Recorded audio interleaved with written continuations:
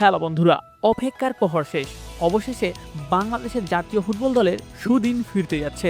হ্যাঁ বন্ধুরা, এমনই আভাস এখন জাতীয় ফুটবল দলে।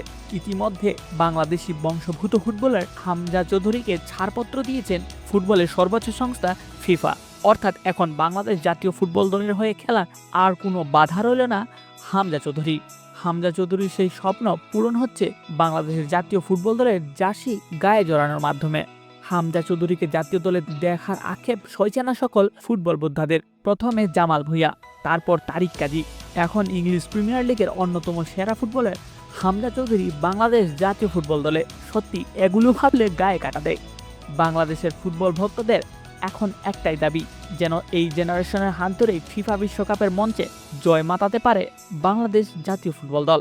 হ্যালো বন্ধুরা, আপনার কি মনে হয় এই জেনারেশনের মাধ্যমে কি বাংলাদেশের সুদিন ফিরতে যাচ্ছে? অবশ্যই কমেন্ট করে জানান। হ্যালো বন্ধুরা, ফুটবল রিলেটেড সব ধরনের ভিডিও পেতে অবশ্যই চ্যানেলটিকে সাবস্ক্রাইব করুন। ধন্যবাদ।